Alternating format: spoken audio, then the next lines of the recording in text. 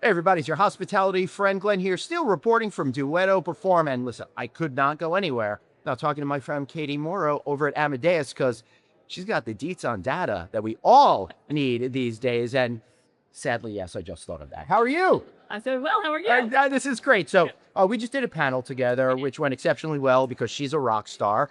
And one of the things we were doing was talking about data. She made some interesting observations I felt we just had to share with the world. Number one is, how do you get control of all that big data and start parsing it out into useful pieces of information? Yep.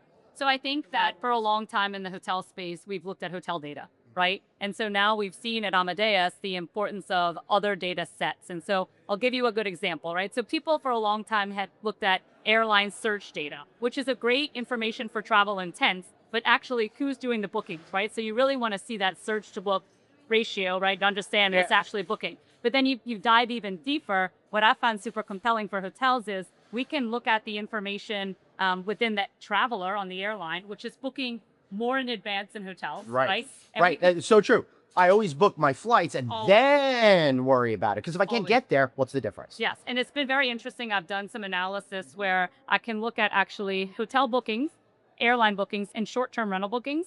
And the booking curves are consistently similar, but the lead time is different. Interesting. So hoteliers really should be using both of those as key indicators of demand, right? So if I take my example about the airline bookings data, even more specifically than just understanding the occupancy demand coming in, right? It's all about what types of travelers are coming. So my example is, you know, I can look at the airline booked tickets to say, what age range are people booking into my destination? So I'm going to market differently to a 25-year-old than a 47-year-old, right? And so when you think about distribution and how to balance all of that channel mix, and then you think about social media and all of these investments that you have to make, that is a great way to really narrow down the scope and really make it actionable. All right, now I know what you're saying. Glenn, you've been preaching psychographics for so many years. Why are you talking demographics? Well, it's the information we have, and it's really critical to just generally understanding the common mindset of particularly aged people. Exactly. I behave very differently in my 50s than I did when I was 25.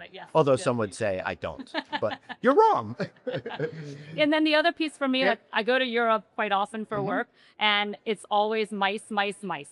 They're looking at meetings and events, and they're really trying to understand that area of the business because it is critical, right? When you think about, you can only do so much with room revenue. Right. How do you drive the other parts of the business? And so at Amadeus, we're really focused on how do we bring that to life for the customers and make sure that they have that balance of what is the meeting space, like what is the square footage occupancy, how much food and beverage is coming in, comparing that with the group room nights on the sleeping room side, and making sure that you have that balance so you can really drive profitability. All right, so I'm a big believer in the theory of just one more thing. Can't do everything at once, it becomes too overwhelming. What is one thing they could do now after they like, share, and subscribe to the channel that they should be doing in their business? I think that just as the first step, because there is so much data, is really take a step back and say, okay, what are all the data sets I'm buying today? What decisions am I taking because of these different data sets? And really try to remove things that aren't actionable. And then say, okay, what questions am I trying to answer that I don't have the data for? What data is that? And then find out how you get access to that data. Okay, like it. So you reverse engineer it. Exactly. Exactly. Yeah. I love it. Great. I'm so glad that we had a chance to be on stage together and to do this interview. It's been great. It's been great. Hey, and you guys are great too. Thanks so much for watching to the end. I already said like, share, subscribe, which I just repeated again. See you again. Bye. Bye.